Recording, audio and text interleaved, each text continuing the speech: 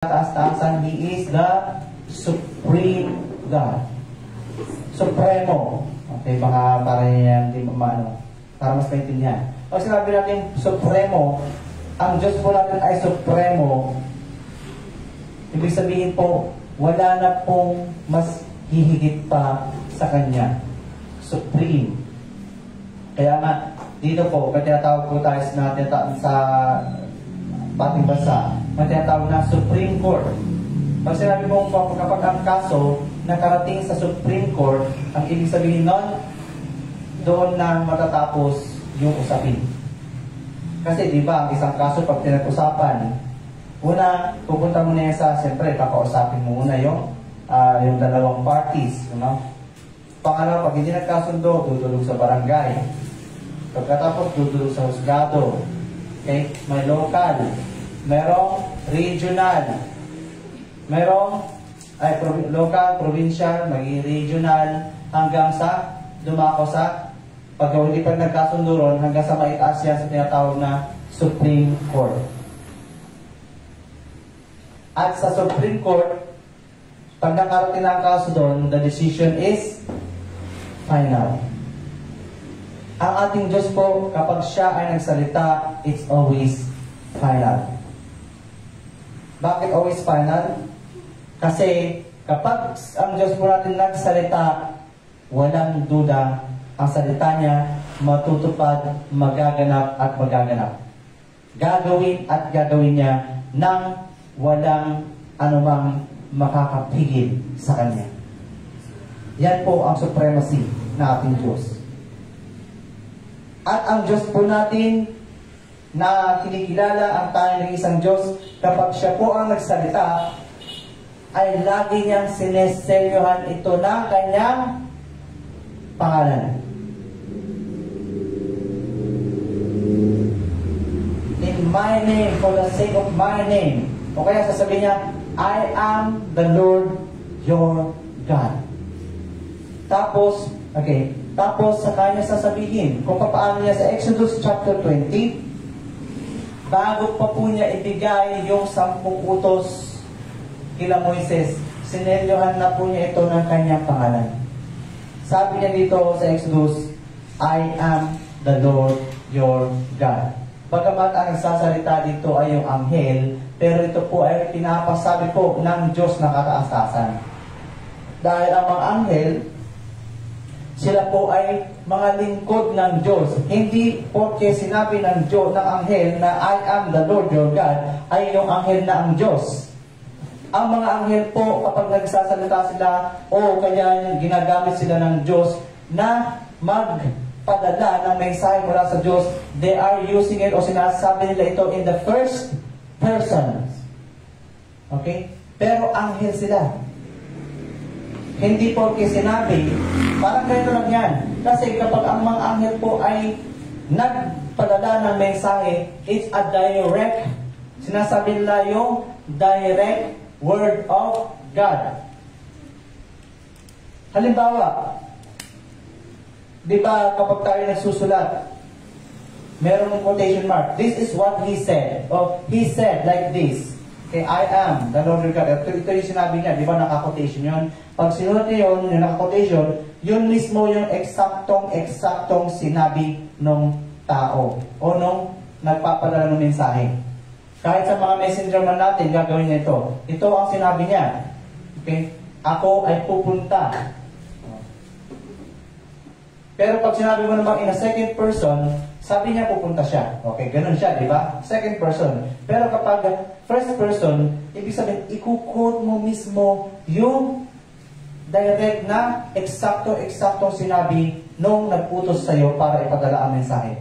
Ganun po ang mga anghel magdala ng mensahe sa mga Israelita. Kasi nga, ang mga anghel, they are created as perfect angel. Hindi po sila pwedeng magkamali sa kanilang tungkulin na inihayag na ipinagawa po ng Diyos. Nilikha po sila ng Diyos as perfect. Perfect as creation. Hindi po na perfect na katulad po ng Diyos.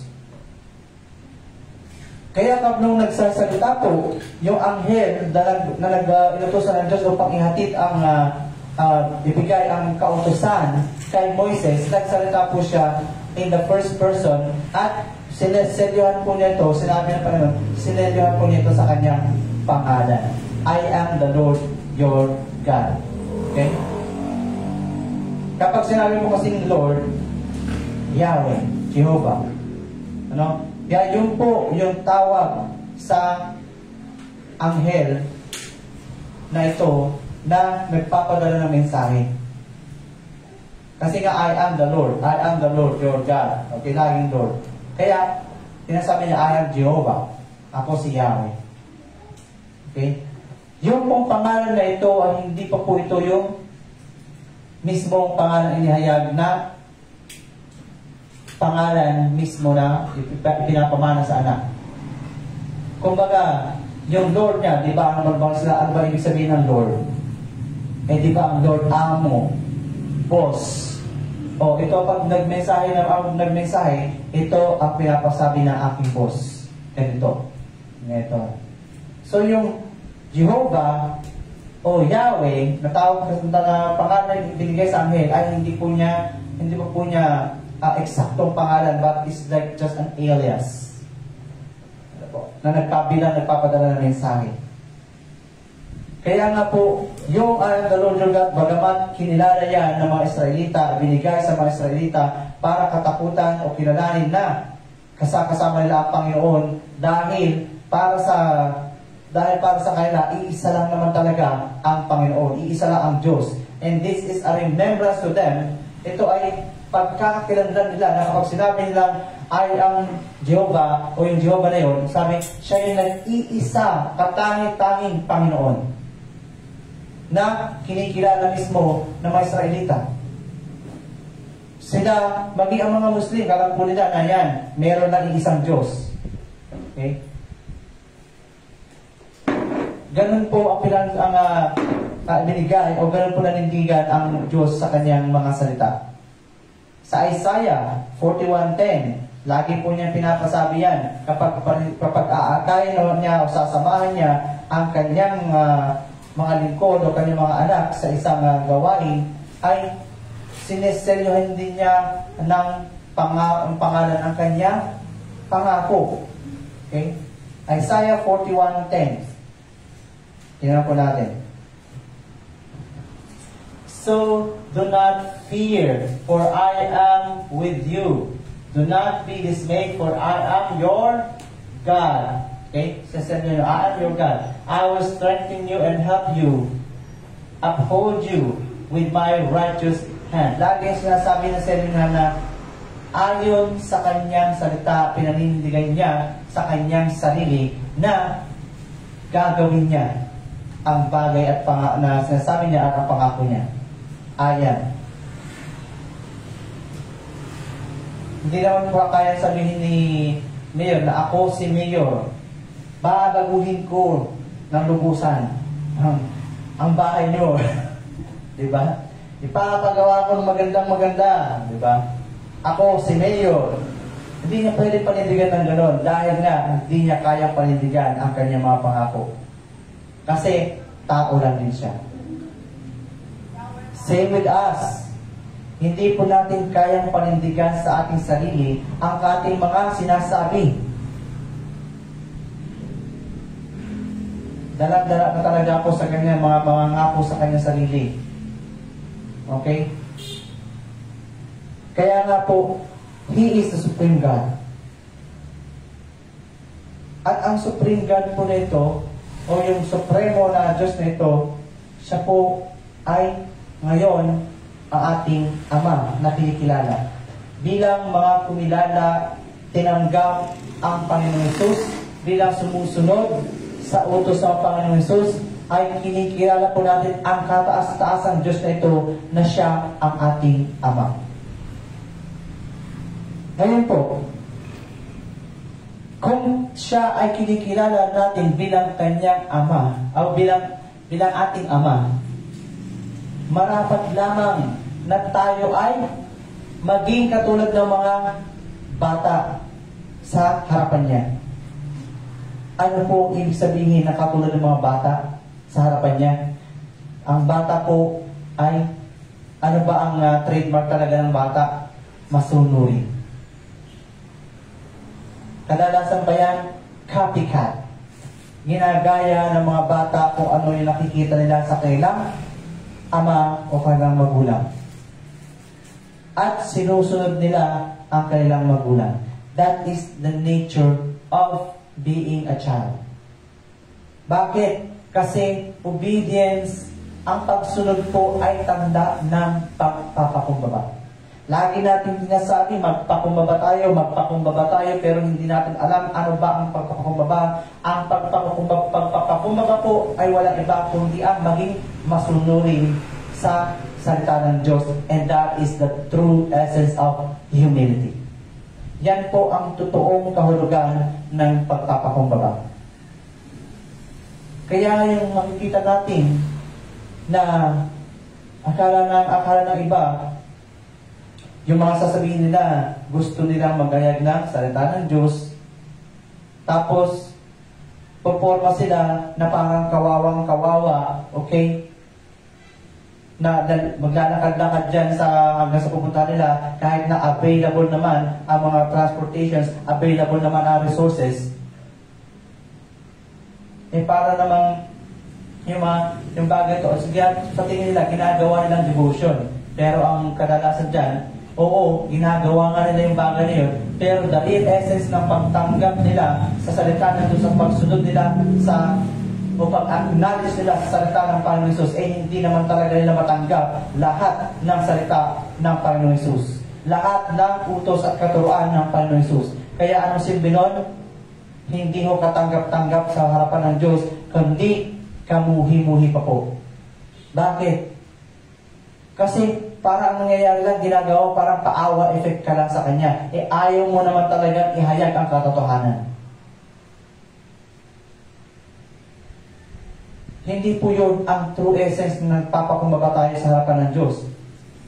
Kahit na dekotse ka, kahit na naka-helicopter ka pa o aeroplano ka pa, kung handa kang sundin ang inuutos ng Diyos, ay hindi po yun kayabangan. Kung totoong inihayag natin ang katotohanan, hindi po yun kayabangan. Ano po? Hindi po yun pasikat. Dahil pagmamayari ng Diyos ang lahat ng bagay sa mundo nito. Marapat lamang din na sa kanyang mga kinalulugdan ay pagkaloob niya ang lahat ng ito available, always available for His people na handang tumupad sa kanyang kalooban. Kaya nga po ang Diyos po natin ay hindi totoong Diyos lang na mga mahihirap. Yung sinasabing, blessed are the poor, blessed are the meek. Iba po yung essence o pagkaunawa ng tao sa bagay na ito. Ano ba ibig sabihin pagiging blessed in the poor? Ang blessed in the poor, blessed are the poor. Blessed are the poor in spirit. Ano po ibig sabihin ng mahirap?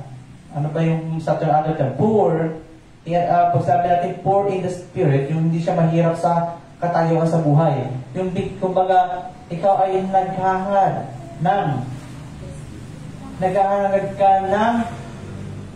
ka ng katotohanan, hinahanap mo ang katwiran ng Diyos. Yun po ang tinatawag na blessed are the poor in spirit. Naghahanap yung kaluluwa mo ng ano ba yung talagang pangailangan ng kaluluwa ko. Wala nga po, sabi nga ng David, wala pa akong nakitang lingkod ng Diyos na naghihirap. Kaya nga po, paano nga po maghihirap ang lingkod ng Diyos? Kaya po, kung mga sinasabi nila, naglilingkod sila sa Diyos, pero hindi naman nila tinutulungan ang kanilang sarili, na iangat din ang kanilang estado, dahil hindi naman natutulog ang Diyos. Kapag humihiling ang kanyang mga anak para sa pangailangan niya, hindi yung sa luho, hindi naman kasi luho. Iba naman kasi ang ginagawa ng iba. Sila nananalangin para sa luho. Bakit nila gusto magkaroon ng pera? Bakit nila gusto magkaroon ng malaking bahay? Tapos ang gagawin na naman, siyempre, pag may malaking bahay ka, anong gagawin? Tukso yan. Pipirmis ka na lang doon. Yun na yung magiging confidence mo na this is my safety. Confident dito na, nandun ka na, lalagay mo ng mga matataas na bakod. Then, sasabihin mo, ito na ang aking safe or refuge. But, bilang mga mananampalataya, hindi po mismo yung lugar ang ating refuge. But when we are in God, kapag ang Diyos ang ating sandigan o ating kanlungan, hindi ibig sabihin nun na bagamat we are in the world ay hindi tayo protektado. Ibig sabihin, kahit na lumabas man tayo, kaya nga sabi ng Panginoon Jesus, isinusumpo kayo na parang mga tupa sa gitna ng mga asong lobo. Ibig sabihin, nandun tayo sa gitna ng mga panganib. Pero yung protection po ng Diyos sa atin ay mananatili dahil He is our refuge. Hindi tayo papabayaan ng Diyos. Yun po ang tunay na protection sa atin ng Diyos. Kaya nga po hindi mainam sa atin na to trust. Ilagap natin ang ating pag-asa o ating safety sa mga bagay sa mundo ito ng mga material. Kahit na po sa mga finances. Bakit ang tao gustong-gusto po nila na ilagap sa bangko ang kailangan pera para safety? Pero alam po natin, mali ang bangko, may mga bangko nagsasara at nilulugi. May mga businesses, malalaking kumpanya, nagsasara kahit na bilyon-bilyon ang kanilang inflow, cash, or money flows. Bakit po? Kasi hindi sa mundong ito ang totoong safety. Safety is all, ang tawag na safety ay doon lamang po in the premise of God. Kung tayo ay mananatili sa Kanya. Hallelujah. Bilang mga anak po ng Diyos, sinabi na bilang kinikilala natin ang Diyos bilang Ama, sabi nga, marapat na tayo yung maging katulad ng mga bata pagkat nasa katulad nila ang kaharian ng Diyos. Sa Matthew chapter 18, 1-6. Okay, basa po natin.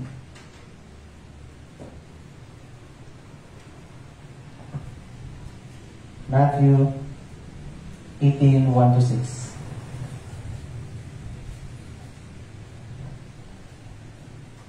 Nang mga sandaling yon, lumapit kay Jesus ang mga alagad at nagtanong, sino po ang pinakanakila sa kaharian ng langit?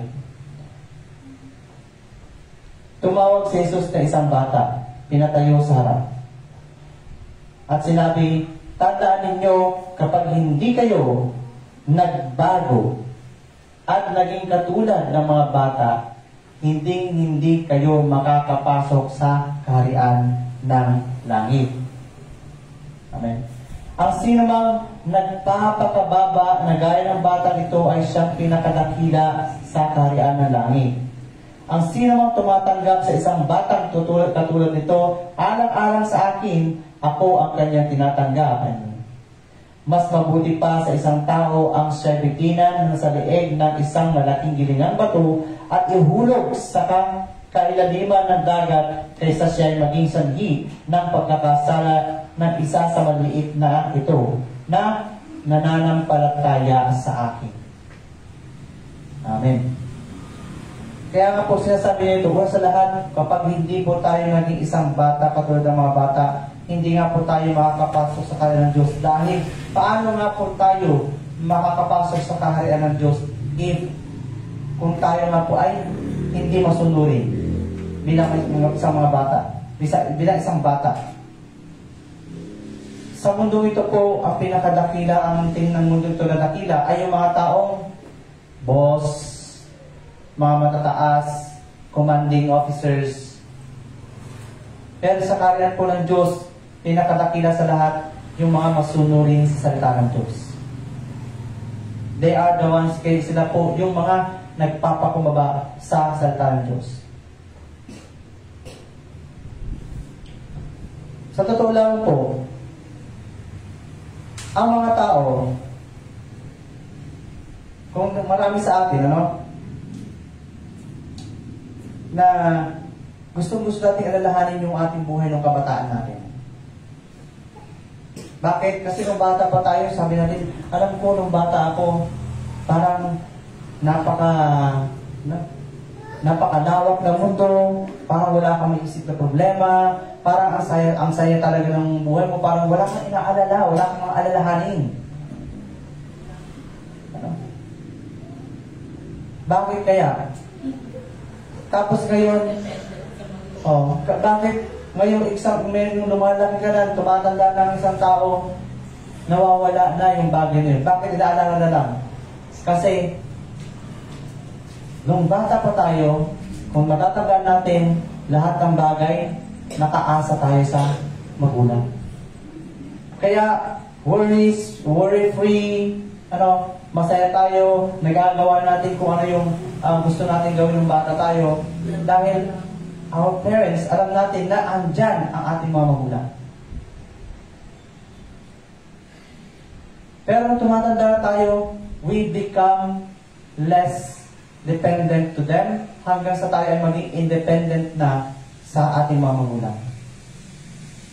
Nung naging independent na tayo sa ating mga magulang, doon na rin tayo natutong tumayo at naranasan na nakikita na rin natin all the worries, yung mga alalahanin sa buhay, at ano nangyayari? Doon na po nagsisimula, doon na rin po nawala yung ating kagalakan. But the thing is, may bagay tayong higit na kinalimutan. Na tumatayo, bakit tayo nawala ng kagalakan? Dahil tumayo na tayo sa ating sarili kakayanan without depending to the higher entity than us. Gusto natin tayo na ang tumayong Panginoon ng Diyos sa ating buhay, nagagawa ng lahat, solusyon ng lahat ng bagay sa ating buhay. Of course, hindi ko sinasabi na maging tamad tayo. Ang sinasabi ko dito na mapaalalahanan tayo that we as children of God, kung gusto natin patuloy na maranasan ang kagalakan, we must become always dependent to God. Ano yung dependency na yun? Yung pagiging dependent sa Kanya, na nagdidepende tayo. Hindi porke kakain ka na lang, isusubo mo na lang pagkain mo, Diyos ko, subuan po ako. Hindi po yung pagiging dependent. Sabi mo, Pastor, lahat ng oras dumepende ako sa Diyos. Mga pagbugas mo ng plato. Ganun ba yun? Pag sinabi po natin, we become dependent, na maging dependent tayo sa Diyos at all times, ibig sabihin po, though, meron na tayong sariling will, ginagawa natin yung mga bagay na dapat natin gawin. Mga bagay na dapat natin gawin. Hindi yung gusto lang natin gawin. Alam niyo po, ang Panginoon Jesus mismo ang nagturo sa atin na sa panalangin, we must learn to depend on God. In the Lord's Prayer, sabi niya, Our Father in heaven, hallowed be your name. Tapos, ano sabi niya dito? Your kingdom come. Ano sabi niya? Your will be done. Ano ibig sabihin ng your will be done? Ay, ibig sabihin po, your will be done, hindi na ang kalooban ko ang masunod. Your will be done.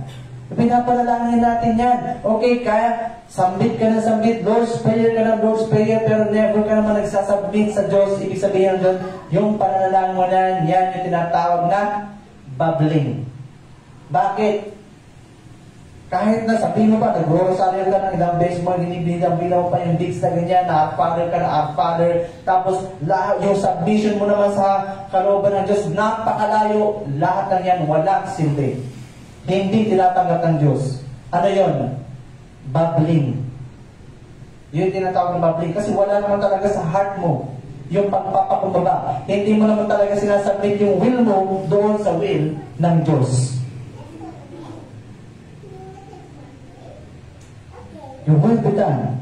Tinuturo po niya sa atin that we must learn na ibigay sa Kanya, halimbawa, ano yung ibig sabihin yung will be done? Marami tayong gusto sa mundo nito. Marami tayong gustong patunayan sa mundo nito. No? Marami tayong mga gusto para sa ating sarili na makamit, pero malayo sa kalooban ng Diyos. Halimbawa, marami sa atin gusto magkapera, gusto maging milyonaryo, marami sa atin gusto magkaroon ng bahay na maganda, gusto makapag-abroad, mamasyal. Hindi ko naman sinasabi na sa mga tao hindi na nanampalataya, na sila naman ay masigasi sa physical o sa material, hindi ko sinasabi na hindi nila makakamit to. Pero sa mga mananampalataya, hindi naman yun ang habol natin sa buhay. Na hanggang doon lamang. But thy will be done. Ano ba yung kalooban natin ng Diyos sa atin? Una sa lahat, let us seek. Kapag tayo naghahangad ng bagay, ano ba ang purpose? Okay, bakit mo gustong mag-excel in your school? Para lang ba sabihin na ay matalino ako? Para lang ba ikaw ay sabihin na magkakaroon ako ng maraming kaibigan?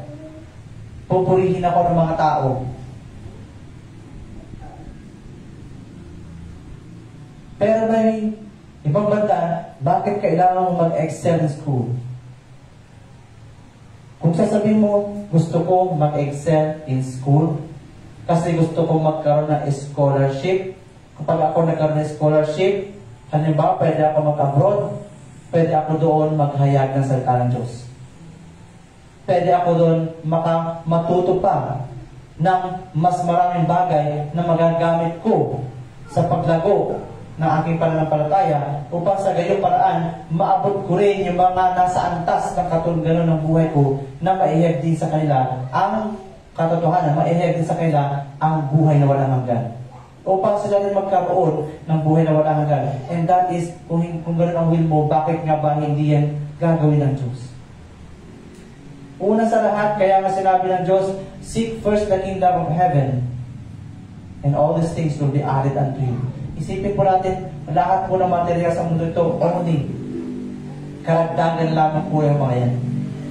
Kapag ikaw na binigyan ng Diyos ng ministeryo, huwag mo nang ipagpalit pa.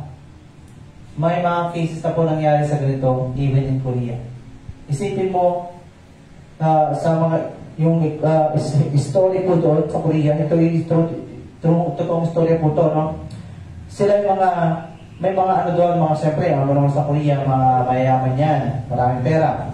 Ngayon, itong mga Christians ito, dahil naglingkod sila sa Diyos, they are teachers, tagapagturo na po sila sa Sunday school. Mga students. Ngayon, dahil gagraduate na sila ng high school, kailangan po nila makapasok sa isang universidad. Itong universidad na ito gusto ng pasukan ay talaga namang kilala.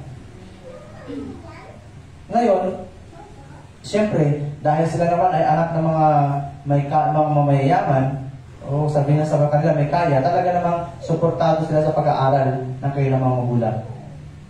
But the thing is, nung sila ay Sunday school na, tapos, anong ginawa nila? Dahil kailangan nila mag-review para lang makapasok sa university, makapag-pumasa sa exam.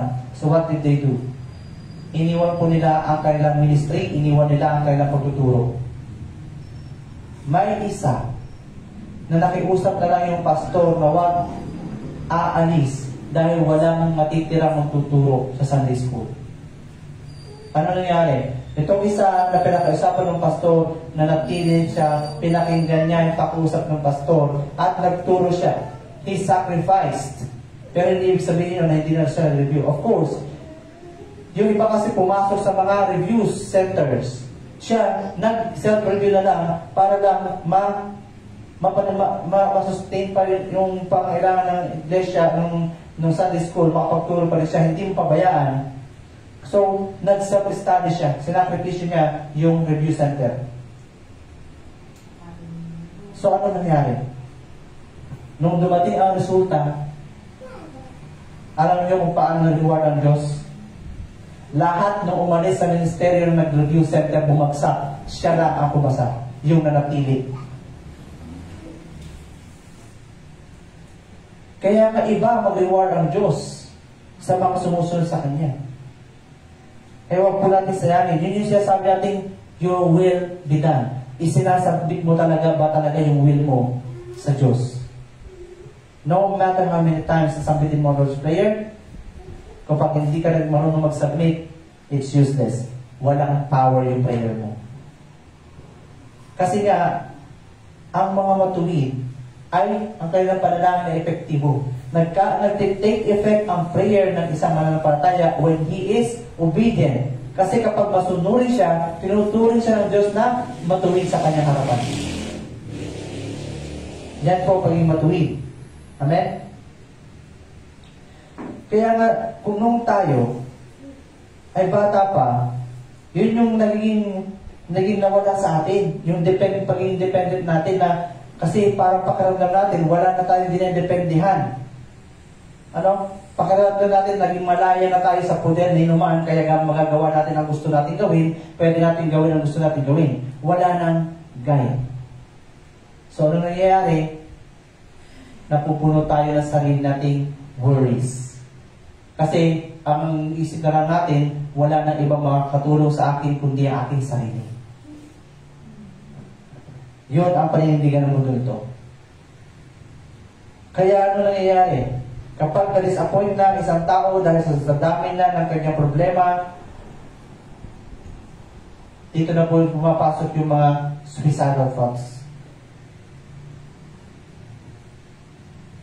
Another thing, ang tao kasi gustong magmalaki. Yun nga, kayabangan. Gustong magmayabang sa iba. Bakit gusto nilang gawin mag-isa sa buhay nila? Dahil gusto kong ipakita kay ganito na kaya kong mag-isa. Kaya kong gawin sa sarili ko. Uungusan ko sila. Okay. Sa totoo lang po, yung mga bata ngayon, may mga magulang gusto nila inaalala yung the days of na meron silang nandun sila, yung kabataan nila. Pero sa kabilang banda naman po, yung mga tao na walang magulang o fatherless, sila yung ayaw nilang alalahanin naman yung kanilang kabataan. Bakit? Kasi punong-puno sila, alam nila ang buhay na masakit, malungkot, puno ng paghihirap, puno ng paghihinagpis. Kasi wala silang madependihan, walang magtatanggol sa kanila sa oras ng pangailangan, walang nagko-comfort sa kanila sa oras ng pangailangan, sa oras na yun.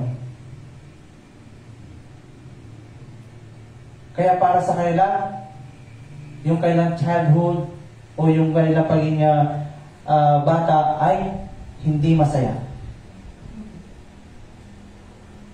Ngunit tandaan po natin, hindi po talaga masaya ang maging fatherless. Why? Dahil ang pagiging fatherless po is a curse. Isa po ito sumpa. Sa Psalms 109, 1-20, basahin nga po natin.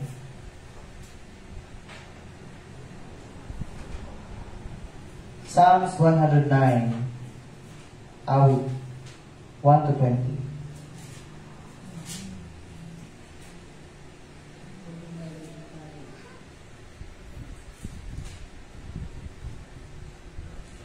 Pinupuri kita, O Diyos, huwag ka sanang manahimik. Si David po ito. Ako ngayon nilulusob na yung mga malulupit, mga taong sinungaling, na manira lang ang nais. Kay rami ng sinasabing pangungusap na di tunay, kinakalaban niya ako kahit walang madahilan. Bagaman sila'y minahal ko, masama rin ang paratang, kahit ko pa igalangin, masama pa rin niya ang bintang. Sa mabuting ginawa ko, iginanti ay masama, kapalit ng pag-ibig ko ay galit at alipusta. Ang itapat mo sa kanya ay masama rin tulad niya. Tama na, ito na yung nanalangin na siya. Ang itapat po sa kanya ay masama rin tulad niya. Kaaway ang pausigin ng magtamo ng parusa. Pagkatapos na malitis, bayaan mo na magdusa. Kahit siya ay manalangin, huwag mo nang dinggin. Ang dapat ay paikliin, tinataglay niyang buhay. Kita mo paano. Kuhanin ng ibang tao maging kanyang katungkulan. Silang mga anak niya ay dapat na maulila. Hayaan mong maging byuda itong giliw nilang ina. Yeah. Bayaan ang mga supling maglakad at mga limos sa nawasak na tahanan, palayasin silang lubos. Ang lahat ng yaman niya ilitin ng nagpautang, agawin na ibang tao ang bunga ng pagpapagal. Hindi siya nararapat kahabagan. Kita mo? Nino pa man. Kahit anak na ulila, sa hirap ay pabayaan. Pati ang kaniya't lahi ay bayaang mamatay. Sa sunod na lahi niya, ngalan niya ay maparang. Gunitain sana ni Yahweh ang sala ng kanyang angkan, at ang sala nitong ina ay di dapat malimutan. Huwag din sana malimutan ni Yahweh ang sala nila, ngunit sila naman mismo ay dapat na malimot na. Pagkat ang mga taong iyo'y wala namang natulungan, bagkus pa ang mahirap, inuusig, pinapatay. Mahilig sa pagsumpa, kaya dapat nasumpain. Yamang ayaw na magpala, di dapat pagpalain. Ang pagsumpa sa kapwa sa kanya ay parang dalit. Kasuotang oras-oras nagagawa ang magbihis. Sana'y siya ang ginawin, katulad ng nasa tubig, tumagos sa buto niya, yung sumpang parang langis. Sana'y maging kasuotang nakabalot sa katawan, nakatulad ng sinturong nakabigkis araw-araw. Amen. Isa pa. At sabi dito, ang ganitong kaaway ko, Yahweh, iyong parusahan sa dami ng ginawa, sinasabing kasamaan. We know na si David po, siya po ay pinangakuan ng Diyos sa kanya ang magmumula yung kataas-taasan. Ang pagsila ng Panginoon sa Kristo na Panginoon na lahat. Magmumula sa kanyang lahi. At marami pong parabulo na si David ay parabulo po ng ating Panginoon Jesus. Hindi lamang si Moises, but David as Jesus, kung titignan po natin dito, si David po ay inusig ng mga kaaway niya, ng mga kalaban niya, na kahit wala naman po siyang ginagawang masama. Siya ay pinagbantaan ng kanyang buhay maraming beses. Siya ay pinahirapan ng mga kaaway na hindi naman siya gumaganti o wala naman siyang ginawang masama. Ang Panginoong Jesus po natin, hindi ho ba siya ay parang isang tupang inakay doon sa kanyang sa katayan. Siya ay tahimik. Siya ay pinatay na walang sala. Ibig sabihin po, yung pagkamatay po niya sa krus, itinuon lahat ng kasalanan ng tao sa kanya, ng Diyos. At doon nga po, siya ang umako ng lahat ng kasalanan yun. Parang isipin mo, yung lahat ng puot ng Diyos ay naging kasalanan ang Panginoon Jesus ara-ara sa atin, at doon binuhos ng Diyos ang kanyang puot.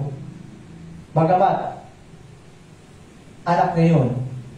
Pero dahil nga, ang Panginoon Jesus ang umangkin ng kasalanan yun upang tayo mapatawad, ibig sabihin na nun, yung mga kasalanan yun ay karapat-dapat sa yung mga sumpang yun ay karapat-dapat sa mga taong makasalanan. Yun yung mga sumpang nararapat para sa atin. Pero dahil nga po tayo kumilala sa Panginoon Jesus, ay pinawalang bisa niya mga sumpang iyon para sa mga kumikilala sa Panginoon Jesus, para tumanggap sa Panginoon Jesus. Ngayon, ang sumpang iyon na pag sinasabi natin ngayon, even becoming fatherless, yung sumpang yun po yun ay para sa mga hindi kumikilala sa Kanya. Dahil nga, ang hindi tumatanggap sa Panginoon Hesus, hindi Diyos ang kanyang Ama, kundi ang Diablo ang kanyang Ama. At kung ang Diablo ang kanyang Ama, alam natin na ibig sabihin, ang masamang Ama, pabaya. So, they live like fatherless. Walang magpo-comfort sa kanila. Dahil ang Diablo naman, ang gusto lang niya, pumatay. Wala namang pakialam talaga. Kaya kasinungaling. Kaya ang ama ng kasinungalingan. Napakahirap po maging fatherless. Ano po? Dahil ano ba ang ibig sabihin ng pagiging walang ama, sarili mo talaga ang mundo mo, wala kang madipendihan kapag ikaw kinukutsa ng mga kaaway mo, kapag ikaw inuusig, kapag ikaw nasa paghihirap, walang comfort, walang sino mang makapagligtas sa iyo sa oras ng sakuna. Ang mga bata, bago pa yan malaya, kapag nasa tabi sila ng kanilang magulang, malaya yan, tawa ng tawa, takbo ng takbo dyan, kahit kung saan-saan. Bakit? Kahit na alam mo yan, nandyan sa may mga tabi dyan na highway, because they don't know what danger is. At isa pa, hindi nila alam kung ano sakuna. At isa pa, ang sakalan lang, nandyan ang aking Ama para iligtas ako. Kung hindi po natin kikilalanin ang Diyos bilang ating Ama, who will save us? Wala akong magliligtas sa atin. Dahil ang Diyos, pag kinikilala po natin na siya ang ating Ama, ibig sabihin, we must be confident na kumilos sa ating buhay. Kaya nga, ano mangyayari? Doon po na babalik yung ating joy, yung pagkaunawaan natin na ang Diyos pala ang ating Ama din. It will remind us na meron palang sasagip sa atin sa oras ng troubles. That we must pray. Yan po ang ibig sabihin pagiging dependent sa Diyos. Ang pagiging dependent po sa Diyos, hindi tamad, sabi ko, kundi yung dedepende tayo sa Kanya na even in the times of our struggle, maging sa oras man ng ating mga pagtitiis, nandun tayo nagagalak dahil alam natin na mapagtatagumpay natin ito dahil mayroong tuturo sa atin kapag hindi na natin talaga kaya sa ating sarili. Bagamat siyempre, iba po kasi yung pinaparusahan ng Diyos sa sinusubok ng Diyos. Sa mga taong iniibig ng Diyos, sa kanila may pagsubok. Yung pagsubok po na yon, hinahayaan muna niya, bagamat hinahayaan niya yung kanyang anak na kumilos mag-isa, pero nandun pa rin, nakasubaybay pa rin. Sa isang magulang na tinuturuan ng kanyang anak, pababayaan niya yan, titingnan doon lang, gagawin niya yung dapat yung gusto niyang gawin, o magigagawin niya yung bagay, pero nakatingin ang mga magulang. O kaya nakamatsyag man sa malayo yan. Halimbawa, isang bata rin, isang pinapagmamasdan ng kanyang magulang o ama. Kahit na doon sa tabi niya ng tubig, nakatingin yan. Sasabihin, pag gusto niya turuan lumangoy, hayaan muna niyan paunti-unti doon. Pero nakamatsyag na siya. Sa oras na yung bata ay madulas, nandun yung tatay para sa bagay. Bakit? Dahil minsan gustong ituro ng ama, what is danger? Kapag yung batang yun nadapa, yung anak niya nadapa, o kaya may mga hayaan na niya tumakbo-takbo yan. Okay? Minsan madadapa yan, pero nandun yung ama para siya ibangon ulit. Minsan nahayaan niya ang kanyang anak na mapasaktan. Why? Kapag lalo na kapag siya yung sumusuway, hayaan mo na niya anak mapasaktan so that he would taste danger. Kapag hindi po naintindihan ng isang tao what is danger, dala-diretso lang siya bubulusok.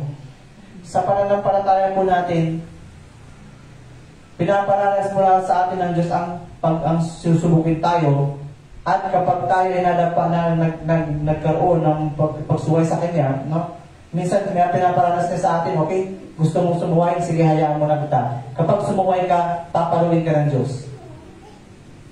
Yan po yung pagsubok ng Diyos at pag-ibig ng Diyos sa atin. Pero minsan yun nga sinasabi ko na, pag hinahayaan ka ng Diyos na mapasakitan din, dahil sa pagsuway mo, then He will make you realize, ituturo niya sa iyo, ipapaunawa na sa iyo, bakit ka nasaktan? Kasi sumuway ka sa utos ko. Bakit nangyari sa iyo ang bagay na to? Kasi hindi ka sumunod sa sinasabi ko sa iyo. So people will learn. Doon tayo natututo sa ganyang paraan. Kaya yun tinatawag na sinusubok din tayo ng Diyos. In that part. Hindi para ipahaba. Ang parusa po ng Diyos, malupit. Kasi, kapag pinarusahan ka ng Diyos, ang parusa niya, sa mga hindi masunurin o sa mga totoong ayaw kumilang sa Kanya, sa lapastangan sa Kanya, kahit na tumawag sila, sabi nga sa aklat ng Proverbs, kahit na tumawag ka pa sa pangalan ko, hindi kita diringin. You will call on me, but I will not answer you. Ganun po ang parusa ng Diyos. Kaya, iba po yung pagsubok ng Diyos, na kapag ikaw nagkamali, tumawag ka sa Diyos, nag-repent ka, then God will listen to you. Pero sa mga ayaw kumilala, dumilig sa salita ng Diyos, then hayaan ng Diyos hanggang sa mapahamak sila in the calamities. Dahil kahit nabagyuhin sila, bahain sila, walang pakialam ng Diyos kahit tumawag sila. Bakit? Ayaw mong kilalanin na siya ang Ama. Hindi naman kasi siya ang iyong Ama. So we must learn to differentiate. Minsan may napapatanong na sa pagtutulog na pwede kong sabihin na bakit ko sinasabi na isang sumpa ang pagiging walang ama. Samantalang maraming nakakapakinig dito na may mga uri ng nalubos, hindi lumaki ng mga walang magulang. Maaaring iiwas ng iba yung katulong ito o yung sabihin ng bagay na yun para lang hindi mapasakit ang iba. But the thing is, alam po natin na sinasabi dito, being a fatherless is a curse. Talaga naman curse ito. Pero hindi naman sinasabi ng Diyos that is a final. Dahil sinabi ng Diyos, kung ikaw, kikilala ka lamang sa Kanya, masusunod ka lamang sa Kanya, kikilala ng mga Panginoon Jesus, ano ba rin ang pangako ng Diyos sa atin? Sabi niya, I will be a father to you.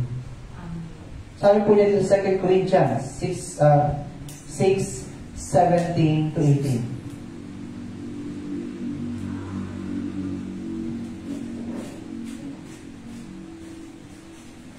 Second Corinthians 6:17 to 18.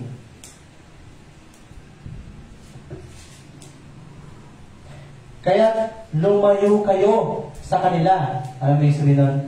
Sa mga masama. Humiwalay kayo sa kanila, sabi ng Panginoon.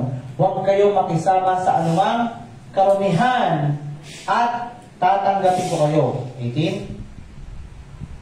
Ako ang magiging ama ninyo at kayo'y magiging mga anak ko. Sabi ng Panginoong makapangyarihan sa lahat. O, di ba? Nandun na naman siya. Sabi ng Panginoon makapangyarihan sa lahat.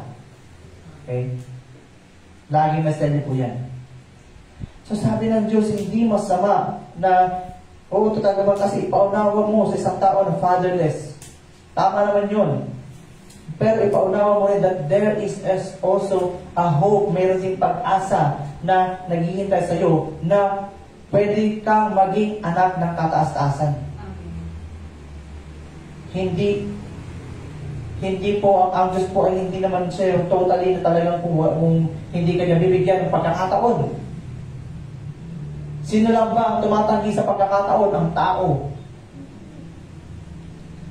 Ilang beses, ibinibigay naman ng Diyos ang pagkakataon sa tao, pero hanggang sa kamatayan ng tao, gusto tanggihan ng tanggihan. Hanggang sa kamatayan, nandun sila sa kapahamakan. Hindi naman po talaga madamot ang Diyos. Hindi naman po ganun kalayo ang Diyos para lakbayin pa natin ang sulok mula dulo ng mundo para lang hanapin siya. Kaya nga yung kanta natin kanina, the more I seek you, the more I find you.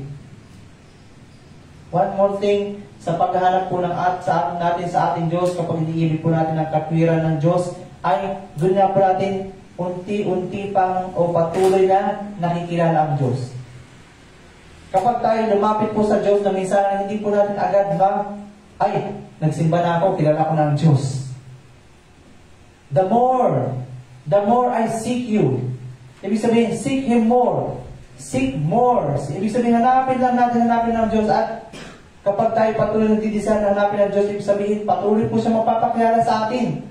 Hindi naman sa isang taon, sabihin mo na ikaw na nambahan, 2 taon, 3 taon na ikaw na nambahan, hindi ibig sabihin din, lubusan mo na nakakilala ang Diyos. Dahil kahit na ituro pa namin, may mga sinasabi man kami sa inyo, may mga naituro man sa atin, o may mga napapakinggan man natin, pero by your own experience with God, doon mo pa siya makikilala. Yung mga bagay na hindi na ituro na sa iyo, na hindi namin nasabi sa iyo, maaari mo pa siyang maidagdag sa pagkakakilala sa Kanya. Kaya nga, the more I seek you, the more I find you. Bakit? Kasi kapag ikaw nagkaroon ng personal na relasyon sa Diyos, doon mo naman talaga siya lubos sa makikilala, bukod pa sa sinasabi ng mga tagapagturo ng salita ng Diyos.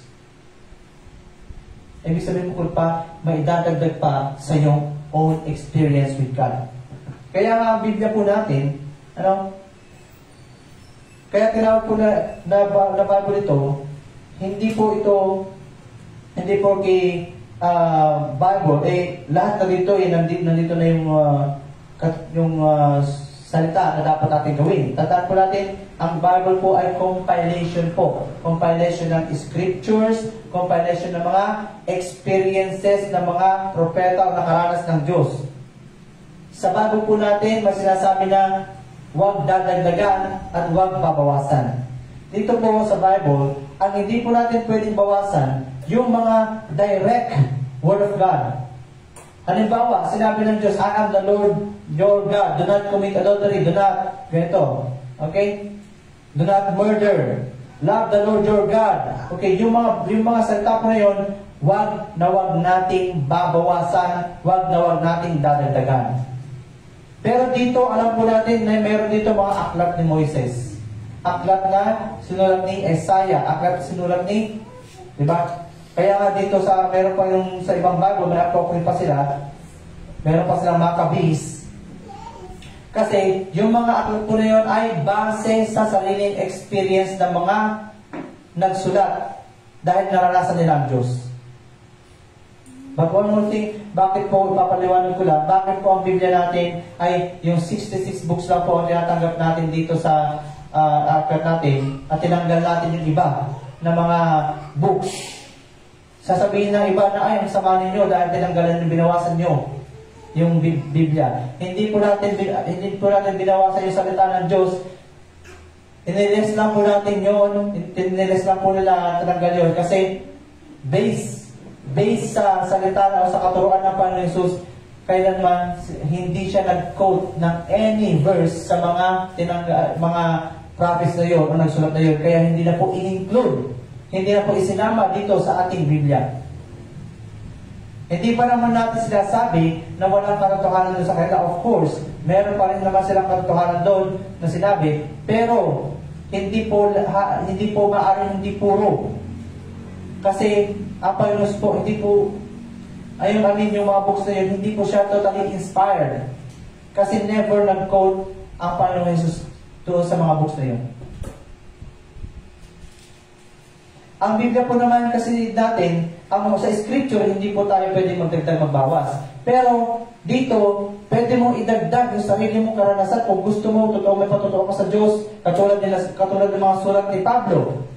Sa mga taga-Corinto, sa mga taga-Efeso, sa mga taga-Roma. Dito po mga sulat ni Pablo na idinagdag po niya para sa karagdagang katuruan. Pwede pong idagdag to. Kasi dito, in research, may mga idinagdag pa sa mga sulat ni Pablo na mga later on na-discover nila. So, yung ibig sabihin po, the Bible, pwede mo idagdag your own experience. At yung mga books na yun minsan, kaya nga maging masusi rin tayo sa kikilatis ng libro o ng kasulatan. Dahil minsan, yung mga nagsulat dito, minsan nadagdagan ng kanilang emosyon. Minsan nadagdagan ng kanilang opinion. Ano po? Kaya kahit si Pablo mismo, pag nagsulat siya doon sa ibang sulat, kasi sabi niya, ayon sa aking inspirasyon. Ito naman ang sa akin at hindi sa Panginoon, o sasabihin niya. Di ba? Yan ang ganon. Ibig sabihin, may sarili siya mismo na pananaw. Pero yung pananaw na yon ay base o inaangkla pa rin niya doon sa kalooban ng Diyos. Okay? Kaya, titimbangin po natin, sino ang ating kinikilang dito? Sino yung may pinakamabigat na salita na dapat natin sundin? Ang mismong direct word of our Lord Jesus Christ. Yung mismong rektang mga katuruan ng ating Panginoon Jesus, yun po yung dapat natin nabibigyan ng highest authority. Yun po yung mga salita na talagang sasabihin natin, supreme. Kataas-taasan, pagsasalisik po ng Biblia, kapag meron kang hindi naiintindihan doon sa mga aklat ng mga doon sa mga tinatawag na epistles, ano yung epistles? Mga sulat ni Pablo, at gusto mo maintindihan ng lubusan, at meron sa quote na Panginoon Jesus, doon ka magbase. Kapag sa tingin mo meron nagko-conflict, magbabase po tayo mismo kung ano ang salita ng ating Panginoon Jesus, ay binibigyan natin ng pinakamataas na otoridad. Yun nga po yung sinasabi natin, laging binabasa, na we give. Ang salita ng Diyos ay katumbas din ng Diyos mismo. Kaya bibigyan natin ng highest authority ang teaching of our Lord Jesus Christ. Teaching of katuruan ng ating Panginoon Jesus. Amen? Sa mundo ito po, no? Sabi ko na we got back to our become independent to God. Sa mundo ito, tinuturuan po tayo totoo na maging independent sa ating mga biological parents. Bakit po? Bakit kinakailangan natin maging independent sa ating biological parents pagdating ng panahon? Yes. It's because dahil nga hindi sila buhay magpakailanman. Pero ang tinuturo sa atin ng Biblia, kailangan natin mag-independent sa Diyos habang buhay dahil siya ay eternal. Walang katapusan. He will be our Father forever. He is our Father forever. Kasi, tinan mo, ang hirap ng mga ginagawa ng tao dito na idedepende pa rin nila ang kanilang sarili sa kanilang mga magulang kahit mga patay na. Sino ngayon pinupuntahan na sa sementeryo? Kinukonsulta pa rin sila, kumukonsulta pa rin sa kailang mga namatay, mga ninunod, mga magulang. Gabayan mo kami, turuan mo kami, anong dapat kong gawin? Di ba? Mananalangin sila, ano po ang dapat kong gawin? Itatawag sila sa kailang mga namatay, ano po dapat kong gawin? Makakapagturo ba ang patay? Pero ang Diyos, kapag nanalangin ka, ano ang dapat kong gawin? He will surely answer you. Surely. Kasi matakot ka pa nga, baka mamaya kung wari nanalangin ka, pag may sumagot naman, takot ka, tatakbo ka sa sementeryo. Diba? Multo! Ba't sumagot? Usapin mo yung patay, tapos pag may sumagot, takbo ka. Parang, ano mo yun? Ewan ko, wala ka sa katinuan. Ganon. Anong klase pag-iisip yun? Gusto mong kausapin yung patay, pag nagsalita, tatakbo ka naman. Diba? Pero ang Diyos po natin, kailanman hindi po siya umaalis sa piling natin. Kung kailangan po natin ng pieces of advice, narin po siya gustong-gusto pa nga niya na mag-seek tayo ng wisdom sa Kanya. Gustong-gusto pa nga niya na kausapin natin siya. Why? Magkaroon tayo ng intimate relationship sa Kanya. Pero ang mga tao,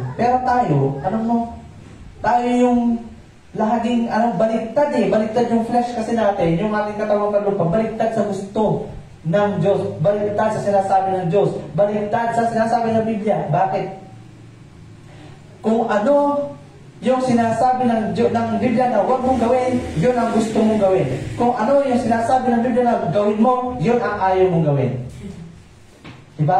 Sabi ng Biblia, huwag kang papatay, huwag kang makalunya, huwag kang magnanakaw. Ano pa? Patawarin mo. Pero yun, yung mga ayaw mong gawin. Ayaw ko magpatawad.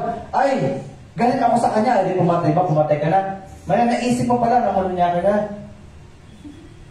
Ayaw ko, hindi ako nagnanakaw, huwag ka, hindi ka bibigyan ng ikampu at hotdog, magnanakaw ka.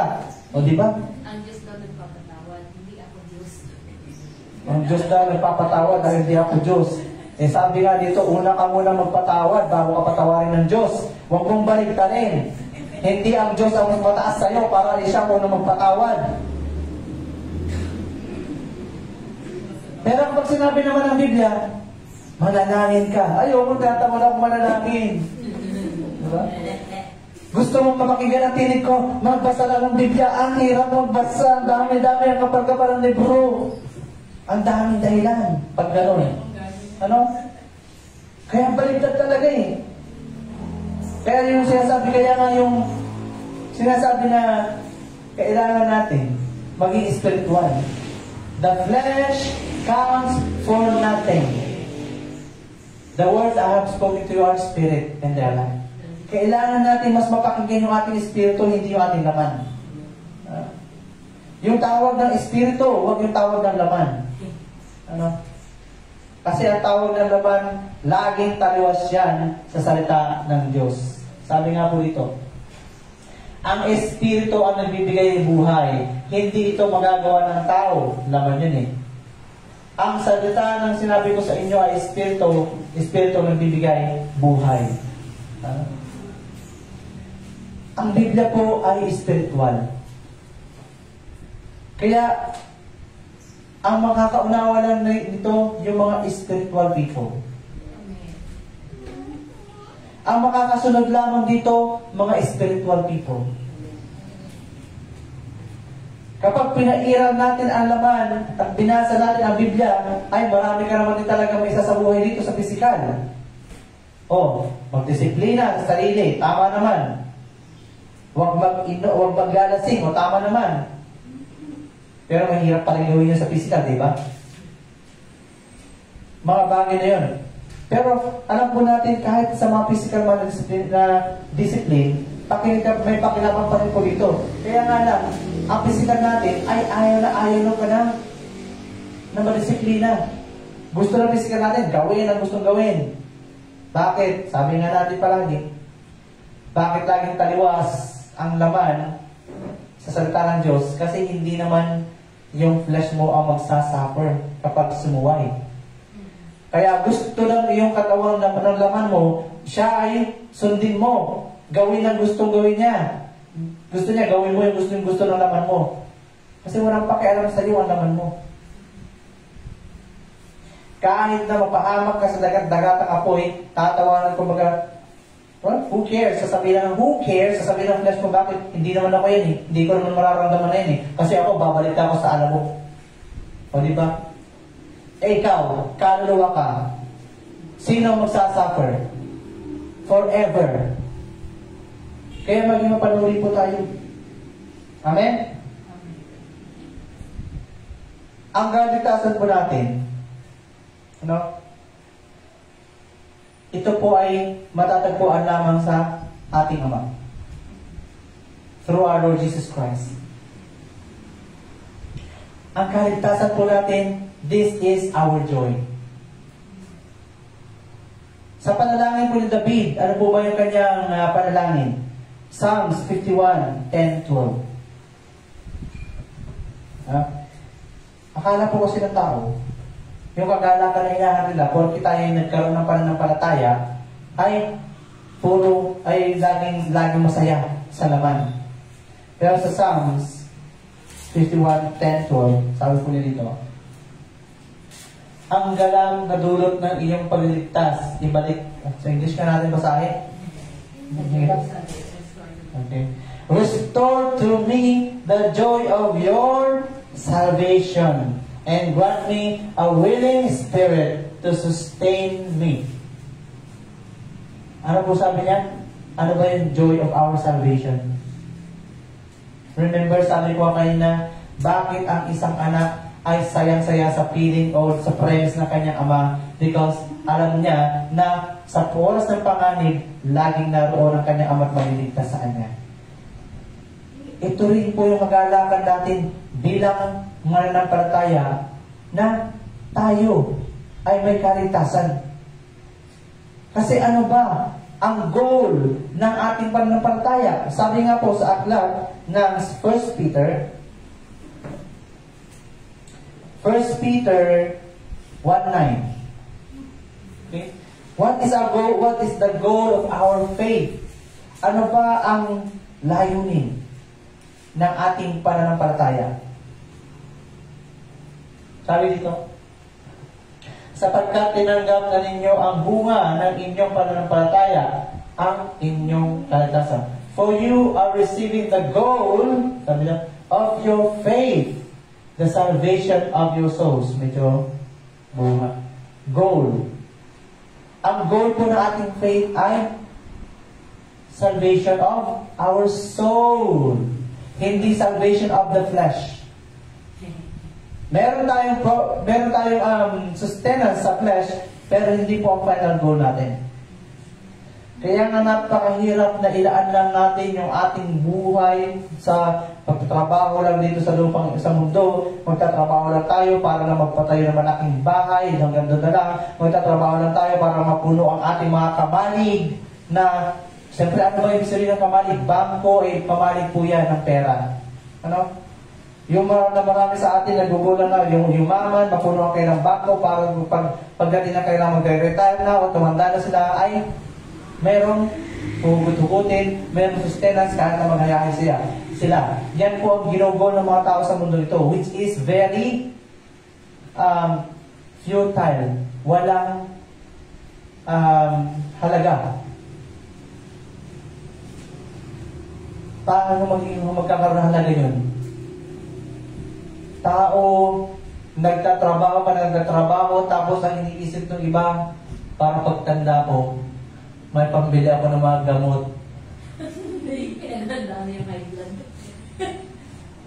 How futile. Bakit gano'n mag-isip? Nag-ipon ka, nagtrampak ka, tapos parang ipunin mo para naman pang-sustain ka ng gamot. In-expect mo na yung pagkakasakit mo. Wala ka na naging pangpatay. Kawawa po ang hindi nalalaman ng katotohanan. Kawawa po ang mga wala o mangmang sa katotohanan, mangmang sa salita ng Diyos. Hindi nila alam kung gaano kalaki yung nawawala sa kanila. Buhay ang nawawala sa kanila. Buhay na ganap at kasaya-saya dito sa lupa. Buhay na walang hanggan. Napakalaking bagay po ang nawawala. Salvation. Napakalaking bagay. Bakit napakalungkot ng tao? Kapag kakausapin mo, ganito na lang ako, ganito na akong mamatay, hindi na ako gagaling. Diba? Hopelessness, faithless. Ang kawalan ng pananampalataya ay kawalan din ng pag-asa. Love, faith, and hope. Kung magwala ka ng pananampalataya, wala ka na rin pag-ibig. Hindi mo kaya ibigin ang Diyos na wala kang pananampalataya. Dahil hindi mo makikilala ang Diyos na walang pananampalataya.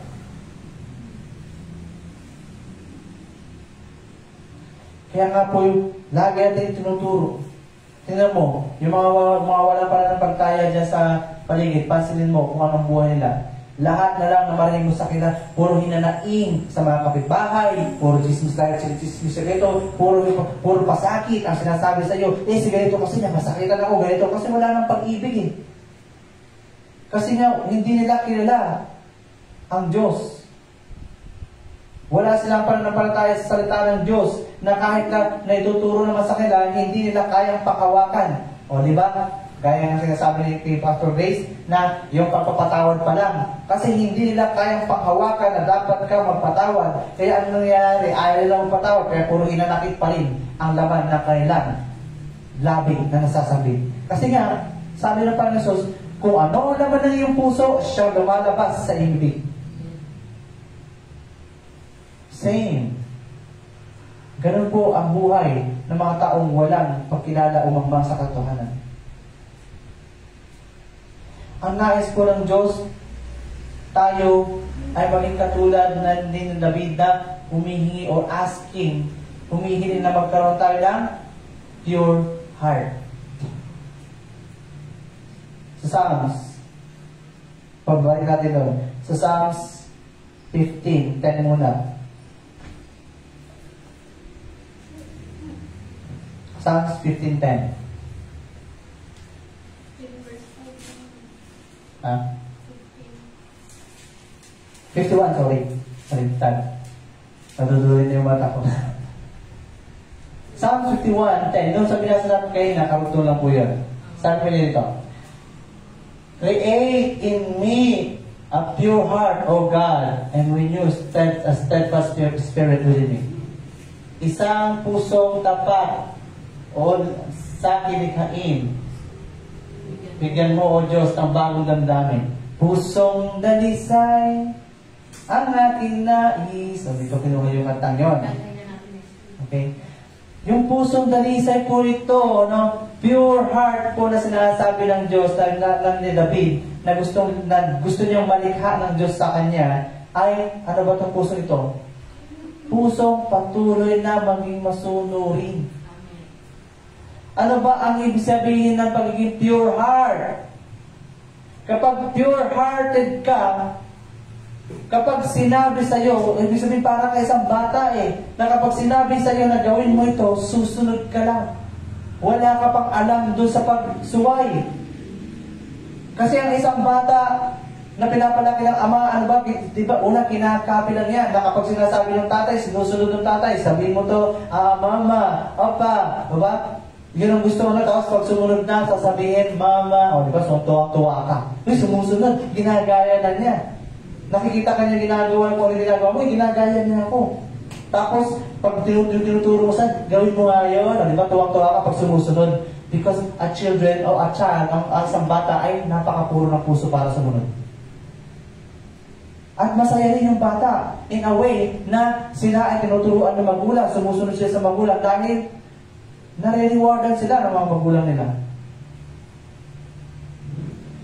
Pero, nagsisimula po na mawala sa isang bata ang kagalakang yun kapag nagsimula na po siyang mag-rebelde. Dahil kapag nag-rebelde na siya, dun na rin nagiging nagpaparusa na ang magulang. Doon na rin, minsan, kaya nga, siyempre, pag pinalo ka, masakit yan. Doon na rin, nagpapaiyak ang isang magulang para lang ituloy ng isang bata. At doon niya mararanasan ang patikim, kaya nga, patikim. Kaya nga, hindi rin po nalulugod ang Diyos sa isang nagre-rebelde. Kaya nga, sa amin, tanda-tanda ko, kapag yung mga magulang noon, yung lola namin, pag magagalit sa amin, mga bata pa kami, kapag sumasagot na kami, anong sinasabi nila? Anong galit nila? Aba, marunong ka ng mga tuwiran. Diba? Sumasagot-sagot ka na. Ganun kasi tayo Sa harapan kasi ng Diyos, na nagkakaroon tayo na sariling katwiran natin. Ito yung sinatawag na self-righteousness. Natututo tayo sumagot. Natututo tayo na kung ano yung sarili natin kaisipan, inilalaban natin laban sa Diyos. That is self-righteousness. Doon na nagsisimula ang ating pagsuway sa Diyos. Nagkakaroon na tayo. At kapag yan pinagpatuloy pa natin, yun na nga, napapahamak. Maraming beses na natin naranasan yan at nakikita at patuloy nakikita sa buhay natin. Yan yung mga bata, pinagsasabihan ng mga magulang, huwag mo munang gagawin yan, huwag mong gagawin yan, pero ginawa pa rin anong nakala nila. Hindi ba? In the end, sasabihin na nahihirapan na sila. Kasi sumuhay sila. But let us have a pure heart. Napatuloy niya, sinabi, create in me a pure heart. Ang ibig sabihin po nito, hindi porke pagiging bata ay magiging asal bata tayo na. Katulad ng mga bata na parang, baba. Hindi gano'n. Ay ibig ko sabihin, na magkaroon tayo maging bata, yung magkaroon tayo ng puro puso, para kapag narinig natin ang tinig ng Diyos na ito ang kanya sinasabi, wala tayong ibang naisin, wala tayong ibang focus, but to obey. Sundin. Yun lang naman ang gusto ng Diyos sa atin. Yun lang naman din ang gusto ng Diyos na makita sa atin, na kapag sinabi niya, ginagawa natin. Kapag sinutos niya, ginagawa natin. Yun lang ang ginanais ng Diyos sa atin. Wala naman siya i-require sa atin. Kapag sinabi niya na, manalig kayo, pakinggan niyo ang aking kaisa-isang anak. O di ba? Wala naman na siya ibang hiniling. Na kailangan, para makalapit ka sa akin, kailangan mo kung sa loob ng isang taon, magkaroon ka ng quota na 1 milyon ng sahod mo na ibibigay mo sa church. Wala naman siya sinasabing gano'n. But, obedience. Kung ano ang meron ka, sumunod ka sa pinapasabi ng Diyos, yun naman. Mahirap ba? Hindi mahirap sundin ang kanyang utos, pero mahirap kasing kalabanin your mind.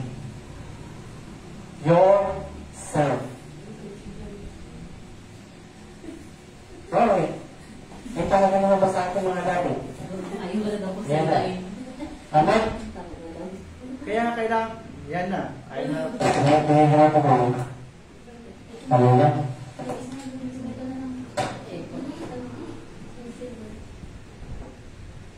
O diba rin, nakalimutan ko na sa para sa rin talagang siguro yun. Let's go back.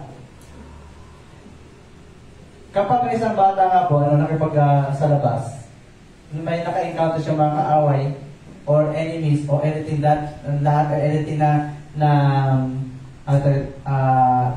hostile, kung mapanganib laban sa kanya, saan po tumatakbo ng isang bata?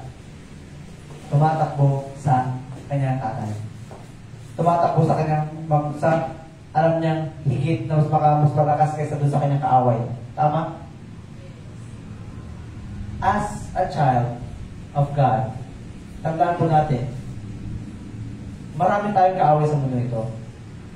But we have to remember na bilang isang pinapaging anak ng Diyos, meron kang ama na handang o nandoon para suportahan ka to defeat any kind of enemy you have.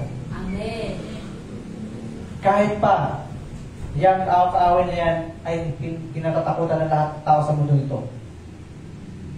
Pero, kapag kasama mo ang Diyos, you are confident, hindi mo kailangan na mag-alala. Kaya nga, dito tayo nagiging worry-free. Kapag alam natin, if God is for us, who can be against us? Kapag alam natin to, naiintindihan natin to, we can live like a child. Bumubuhay tayo para mga bata na, dahil masunurin ako sa ama, ano ay kakatakot ko? Ano ay kakatakot ko sa mga problema natin sa akin? Meron akong higit na makapangyarihan sa lahat na kaya niya gawin ang anuman na ama, aking ama. He is always there for me. Yan po ang sinasabi. Yan po pag-iisang bata. Amen? Kaya nga po yun sinasabi sa Colossians. Our God is the supreme God. Dahil alam natin na wala nang higit pa sa Kanya, we can be confident at all costs na saan man tayo mapadpad, ano man ang kaharapin natin, hanggat tayo na natin sa talang Diyos, then, siya ang may kakayahan na lahat ng ito ay solusyonan. Pagkat pagmamayari niya ang lahat ng bagay. Tinawag tayo ng Ama sa pamamagitan ng ating Panginoon Jesus. At ibinigay po niya ang kanyang otoridad at kapangyarihan ang supremacy na ito over all creation. Kapag sinabi natin the supremacy o yung pagiging supreme ng ating Panginoon Jesus, ibinigay po ito ng Diyos sa anak, hindi para maging supreme siya sa ama, kundi kung para siya maging supreme sa lahat ng mga nilalang. Ang Diyos po, hindi po siya nilalang. Kaya hindi po siya, ang Panginoon Jesus, hindi po siya mangingibabaw sa Ama. Okay? Nangingibabaw lang po ang Panginoon Jesus over all creation. Maliban sa Ama. Yung po talaga. They have the Father and the Son and the Holy Spirit. They are walang hierarchy. Hindi mo sila paghiwalay. They are one in will, in glory. They are one even in power. Nag-isa po sila. Kaya nga sa ating main text, kaya nga atin, sinasabi natin, the irrefutable supremacy of Jesus Christ. Alam po natin na ito po, ano ba ibig sabihin ng irrefutable? Basahin po natin muna yung ating main text sa Colossians 1:15. Si Kristo ang larawan ng Diyos na di nakikita. Siya ang panganay na anak at pangunahin sa lahat ng mga nilikha. Sapagkat sa pamamagitan niya ay nilikha ang lahat na nasa langit, nasa lupa, nakikita man o hindi nakikita. Ang mga espiritual na kapangyarihan, paghahari, pamamahala at pamumuno, ang lahat ay nilikha ng Diyos sa pamamagitan niya. All things on earth. Sabi niya, heaven and on earth, visible and invisible, whether thrones or powers or rulers, authorities, all things were created by Him and for Him. Kasi po, ang kapangyarihan at otoridad, dito sa lupa, nakikita natin the authority, power and authority. Meron tayong mga pinuno dito, tama? May mga kasundaluhan, armies as a power. This is like, ito lamang po sa ang mundo, ito po ay parabolo lamang po ng reality ng spiritual na mundo. Dahil itinakda po sa spiritual na mundo, maitinakda po ang Diyos na power and authorities. Lahat po na yan. At itong parabol po na ito sa mundo ito ay kung hindi natin kayang pang sumunod sa mga authorities dito, how can we also obey the authorities in heaven? Kung hindi naman tayo, kung dito sa mundo ito, maraming mga rebelde, sa langit, alam po natin na ang rebelde ay tinatakwil doon. Yan yung pong ginawa ng Diablo. Ang kanyang kasamahan. Amen? So, sabi niya, siya ang una sa lahat ng buong sansinukob at nananatiling nasa kanya, nasa kauyasan sa pamamagitan niya. He is before all things, in Him, all things hold together. Sa English na lang. And He is the head of the body, the church. He is the beginning and the firstborn from among the dead, so that in everything He might have the supremacy in everything. Kaya sa lahat ng bagay, magkakaroon siya ng supremacy. Yung pag-isip ng supremacy, power or ruler over all, ruling over all. Next.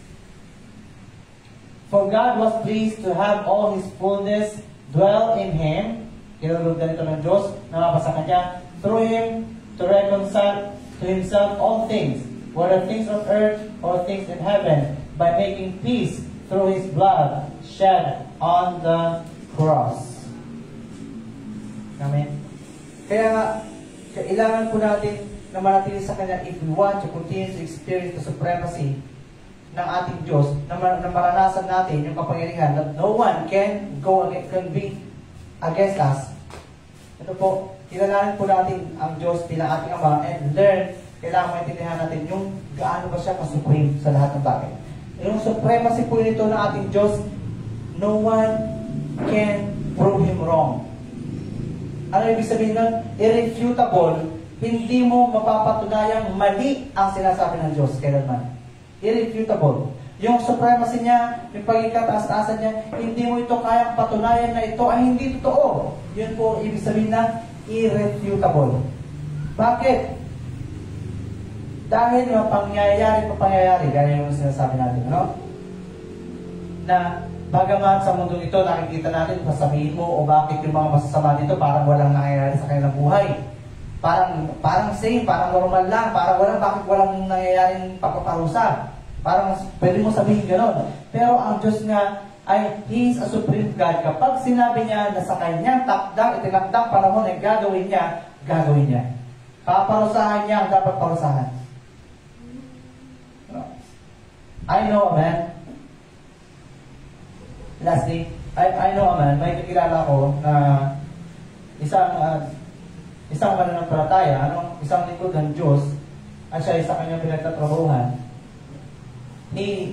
Yung lingkod na ito ay siyempre makakasama mo niya sa trabaho ay mga hindi naman talaga mananampalataya. At doon nakikita niya kung ano yung mga mali na ginagawa ng isang katrabaho niya.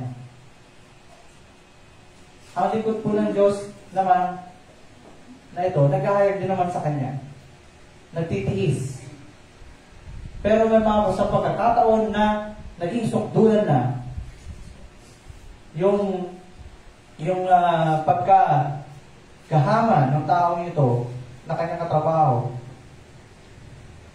hanggang sa alam mo yun, kaya napasakitan na yung kalooban ng lingkod ng Diyos. Kaya nga nasusulat, huwag mong pasasakitan o sasalingin ang lingkod ng Diyos. Alam niyo po, nasabit lang nun yung lingkod ng Diyos, nasabit niya. Kasi itong katrabaho niya talagang magaling lumusot. Alam niyo, parang palos. Kaya ba niyang lusutan lahat ng mga gagawin niya na hindi siya mahuhuli, hindi siya makakahata. Ang pagagaling. Tapos, sa sobrang naging sukdulan na, sa sobrang napasakitan na yung lingkod ng Diyos, nasambit niya sa panalangin, sobrang peace. Sabi niya, Ama, alam ko, magaling man lumusot ito sa tao, pero pag ikaw ang gumawa, alam kong wala makakalusot sa iyo. Gawan mo na ng paraan na buyo mo na ang tao ito, gawin niya ang dapat hindi niya gawin para siya mahuli ng walang ligtas. Ano nangyari? Meron lang siyang konting pagkakamali na nagawa. Mas maliit pa kaysa sa bagay ng mga nagawa niya noon. Pero kahit gano'ng kaliit yun na nagawa niya, hindi siya nakalusot. Tinulak siya kasi nga, in the Bible, alam natin dito sa pananampalataya natin, kapag ikaw ay masuwayin sa Diyos at ayaw mo talaga sumunod sa Diyos, itutulak ka niya na gawin ang bagay na ginagawa mo para sa ikapapahamak mo. At kapag nangyari na yun, wala ka talagang lusot. Hindi ka tutulungan ng Diyos. Kaya nakakatakot kalaban ng Diyos. Naging ang mga lingkod niya, huwag mong sasalihin. Dahil oras na yan alam mo, syempre, tao pa rin yan eh. May damdamin. Kapag sobrang napasakitan na yan at nasambit na kayo ng labi, parusahan mo na. O, diba? Talaga pong pakikinggan sila ng Diyos. And that is why, nung nanalangin po ulit ang si David, anong sinasabi niya? Una, inilahat niya sa Diyos yung mga katwiran niya doon sa aklat ng Psalms na binabasa natin. Pagkatapos nun, ano yung mga sinabi niya? Yung parusahan mo na. Ibigay mo na siya. Sumpain mo na siya. Yung mga anak niya, gawin mo mga ulila, mga henerasyon. So see, yan po ang kapangyarihan din po ng lingkod ng Diyos. And it is supreme. Hindi ka kaya ipagtanggol ng kahit na sino pa na may posisyon sa lipunan. I know also a person, nagkaroon po siya ng posisyon na promote. Dahil wala siyang kinikilalang Diyos, kakapromote pa lang, wala pa yata isang buwan. Tinulak siya ng Diyos sa kapapahamak din niya, na-demote, and then wala nang trabaho. God is supreme. Hindi mo kayang i-refute mo lang kanyang supremacy. Hindi mo pwede sabihin na, ay, walang nakakita sa aking ginagawa. Ay, walang masihigit pa. Meron akong kapit. Kapit ko si ganito, kapit ko si mataas na ganito. Hindi mo pwedeng i-sakikalan yan o ilaban yan sa kapangyarihan ng Diyos. Bagamat hindi agad-agad na pangyayari, pero kapag kumilos na sa oras, sabi nga sa aklat ng Malakias, sa oras na kumilos ang Diyos at gagawin niya o maninilos siya sa mga dapat na sihilan, then makikita po muli sino talaga yung mga naglilingkod sa akin at hindi. And that is the supremacy. At yan po yung supremacy po na yan, nasa Panginoon Jesus po natin yan. That's why the supremacy of Jesus Christ is irrefutable. Marami na ang nag-map sa ating Panginoon Jesus. Marami na ang mga lumapastanga sa Panginoon Jesus. At ang lahat ng yon, hindi yun pinalampas ng Diyos na hindi sila nagsisi. Sa lahat ng mga nagsisi, pinatawad. Sa lahat ng mga hindi nagsisi, hindi po yan papalampasin ng Diyos. Ano? Akala lang natin, ay, namatay na yung isa, wala naman nangyari sa kanya. Akala natin nakalampas na siya. No. You cannot escape the eternal punishment. Hallelujah. Supremacy, tandaan mo natin. Even in hell, the King is still our Lord Jesus Christ. Hindi totoo na si Satanas ang hari sa impyerno. Ang hari pa rin sa impyerno, ang Panginoong Hesus pa rin, pagkat siya ang gumawa ng impyerno para parusahan ang dyablo. Kaya nga, He is the supreme sa lahat. All things belong to Him. He created all things. He created hell. Hindi naman talaga para sa iyo. Ang impyerno, hindi man para talaga sa iyo. Nilikha ng Diyos yan, ng Panginoon Hesus yan, para sa kaparusahan ng mga masasama, ng mga ayaw kumilala sa Diyos. Ayaw sumunod. Amen? Hallelujah. As far as pagkakataon ito po, let us continue to pray. Remembering, let us pasalamatan po natin ang Diyos na ipinaunawa niya sa atin that He is our Father. Sa oras na mga sitwasyon natin, in all kinds of situation, remember your Father in heaven, na ang nais lang naman po niya ay we must submit our will to Him. Let us pray. Let us thank God na binigyan na tayo this kind of very great opportunity na pinapag-anak niya, at ganoon din, humingi tayo ng tulong sa Kanya na magabayan tayo to continue to learn to submit, na matuloy at matutunan na isubmit sa Kanya ang ating kalooban upang tayo nga po ay mamuhay ng buong kagalakan gaya ng mga bata. Let us all shout the name of Jesus 3 times and let us pray. Jesus, Jesus, Jesus. Ang maraming Diyos, sa dakila sa lahat, kami nga po, Ama, lubos nagpapasalamat sa iyo sa mga salita niya mo sa amin, sa pag-ibig mo na pinaunawa sa bawat sa amin, na bagamat kami o naman naging ulila rin sa pag-isawa spiritual na Ama, ipinaunawa mo sa amin, Ama, kung sino ka, na ikaw ang kinikilala namin, Ama. Noon, hindi namin alam kung ano ang dapat namin gawin. Hindi namin alam kung sino ang dapat namin sundin. Pagkat hindi namin kilala kung sino ang totoong Diyos. Noon, ipinaunawa mo sa amin ito, na ikaw nga pala ang totoong Diyos at totoong Ama namin, Ama, na sa lahat ng mga matuturin sa iyo ay binibigyan mo ng buhay na ganap at masaya-saya dito sa lupa mag-isa langit mo. Tulungan mo kami, Ama, na makaabot sa pamantayan mo, masunod namin ang kalooban mo, na matutunan namin isuko ang aming mga sariling kagustuhan, ang aming mga sariling pagkanais, at ang plan namin sa ayon sa iyong kalooban, upang maranasan nga po namin na mamuhay na tulad ng isang bata na malaya, Ama, sa problema sa mundo ito, pagkat ikaw ang Diyos na may kakayahan na lutasin anuman ang maging problema namin sa mundo ito, hanggang kami nananatili sa iyong salita, hanggang kami nananatili masunurin sa iyo. Create in us, patuloy mo kahit sa aming mga puso, ang pusong talisay na handang sumunod, sumupag sa iyong mga utos, ngayon at magpakailanman. Sa pangalan ng Panginoon Jesus, ito nga po ang aming patuloy na dinadalangin, na magkatulad kami ng Panginoon Jesus, humble and obedient to your words. In Jesus' name. In Jesus' name. Amen and amen. Hallelujah.